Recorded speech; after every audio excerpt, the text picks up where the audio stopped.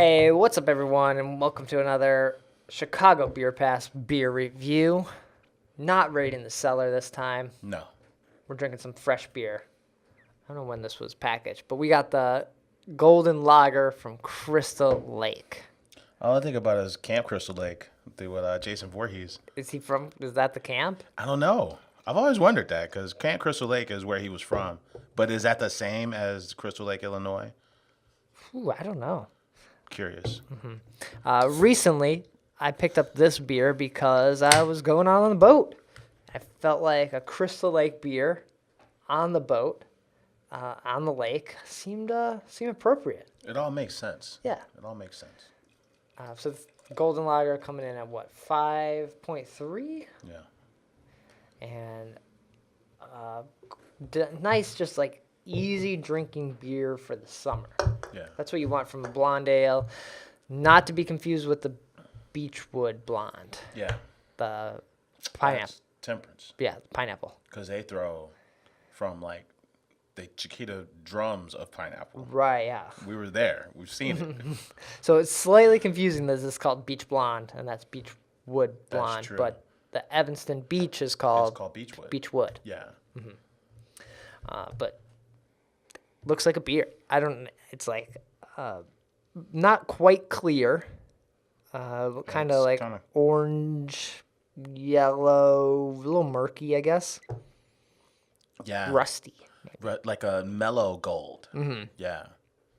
And the head was there, It's gone. and then it was gone. Yeah, this isn't a beer to be poured out, That's right? true, This yeah. is like a can drinking, put your key in it and shotgun kind of beer. Because that aroma, you get the hop a little bit, but you get like that grassy kind of like tingling in your like nose hairs a little bit. That's true. And then it tastes like beer. It's beer flavored beer, right? And I tell you, man, malt sweetness is so much better than like sweetness from like from hops or fruit. Yeah. Because malt sweetness just kind of like comes and goes, Yeah, like we were talking in the previous episode about like Madame Rose and the cherry. Yeah. And how like I dig that cherry note, not like cherry cough syrup, but just like a nice cherry addition. But then along with that cherry, you get that perfume, and then you get that fucking lingering sweetness.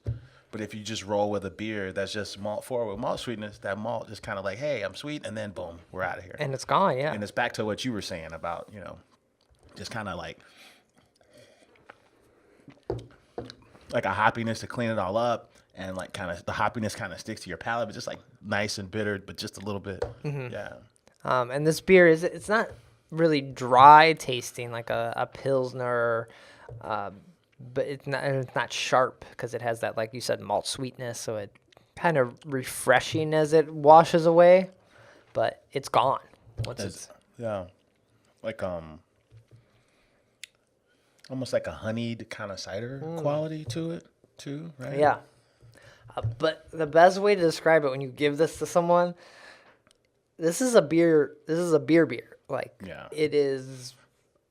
When you talk about other beers, you're like, oh, it's kind of sweet or it's hoppy or floral. It's like, no, this is that beer flavor, Yeah. right? Like, we can describe it all we want, but it's a beer. If you've had Miller Lite or how many 30 packs of Red Dog have you had? Kind of like it is like, yeah, all right, yeah, it tastes like that. Like I'm just hanging outside, drinking this beer.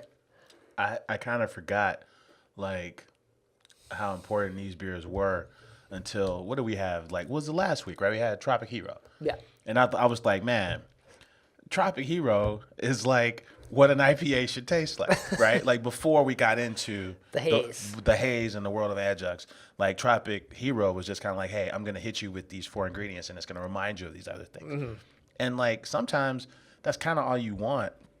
And I think this isn't an IPA, obviously, but it kind of reminds me of that, where it's like, hey, we're making the most out of those 4 ingredients, And we get away from that nowadays. Like before we had that IPA, we were talking about like, man, a lot of beers we had before that had all this other stuff in it. Mm-hmm. Right. So So it's nice to kind of as you go to these extremes to come back and be like, okay, this is kind of the basics or where it started, and then you can go back. You kind of need to have that ebb and flow. Otherwise, you're always trying to push yourself. Like, I need more hops or more tartness, more funk.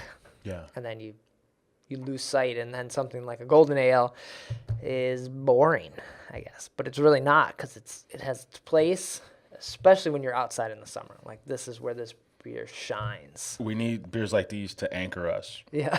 Right? Oh, good tie-in with the boat and the Crystal Lake. Yeah. I like it. Well, But yeah, it's very, very enjoyable. And, there was a party up in Long Grove Beer Fest, right by Buffalo Grove, the brewery. They threw the party. Yeah. I thought Crystal Lake was my favorite crew there, Crystal Lake and Buckle Down. Nice. And then I saw them again at the Naperville Ale Fest. And I think just across the board, like everything they make, approachable, quality, and just, it's something that makes you want to go back and get another one. And I think when we originally had one of their beers on Chicago Beer Pass a long time ago, it looks like a fake brewery because it's so well designed. We kind of thought it might have been like, because looks so nice that you think like, oh, this is a Miller Coors kind of owned company. Right. Or it's like we thought it was a big company that was trying to act like a small brewery. Yeah. Because it's just like, well, this can't be real, right? Can't create Crystal Lake, like the lake that Jason Voorhees hung out on. This can't be real. Spending this much money and I never heard of them. But it's not. It's a genuine article. Yeah. Which is kind of cool. No, it's great. Like, no disrespect to them for like looking so good. Like, yeah. It's just we got used to, hey, here's our silver can and our label on top of it. So it was so good that it felt familiar, I think we're kind of saying, right? Yeah. Like, wait a second. This doesn't seem right. Nice. But cheers to those guys, man. I haven't been out that far, but I haven't been up there, no, but I try to pick up their beer when I can. I'm curious, I'm curious about their space. Nice. So if you're in Chicago or in the suburbs, definitely keep a lookout for these guys. They usually have like 3 or 4 offerings you can kind of find most of the time on the shelves. And we'll continue drinking them. So, cheers. Cheers.